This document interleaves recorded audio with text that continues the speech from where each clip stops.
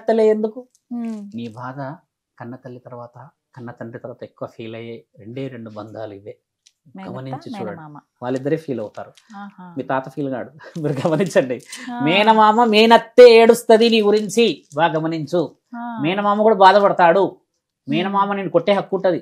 ఉమ్, నాన్న కొట్టినా తల్లి అడ్డుకుంటది, కానీ మేనమామ కూడా అడ్డుకోవచ్చు. చూడండి, మీరు గమనించండి.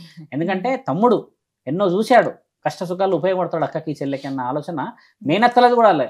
మేనత్తలు ఎక్కడ లేని హక్కు చూపిస్తారు మేనత్తలు, మీరు గమనించండి. ఉమ్, వాళ్ళని ఏమనలేం మనం. ఉమ్, అదే నాన్న కానీ లేకపోతే తాత కానీ ఏమన్నా అంటే గుర్రో బుర్రో అంటాం, కానమ్మా ఉమ్. వాళ్ళ హక్కు మనకి జన్మలు 7 జన్మల నుంచి వస్తుందంట. మేనత్తలది మేనమామల హక్కు మన పైన. ఓ, గత జన్మలో నీకు తండ్రి లేని వాళ్ళే ఈ జన్మలో మేనమామలు కావచ్చు, గత ఉమ్, జన్మలో అన్నదమ్ములైన వాళ్ళే ఈ జన్మలో నీకు మేనమామలు కావచ్చు అని నానుడి ఉంది మన దగ్గర. ఓ, అది ఎందుకు వచ్చింది అలాగా?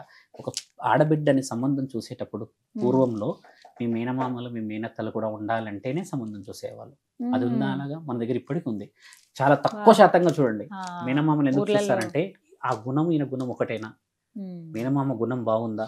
ఇప్పటికీ ముస్లిం దాంట్లో చూస్తారు, మేనమామల్ని చూస్తారు సంబంధాలు. ఉమ్, మన దగ్గర తగ్గింది అది అనుకోండి. ఉమ్. ఇప్పుడు జస్ట్ మ్యాట్రిమోనీలో పోతున్నాం కదా, అవునవును. ఒకప్పుడు ఈ మేనత్తలు మేనమామల్ని చూసే సంబంధం ఓకే చేసేవాళ్ళు.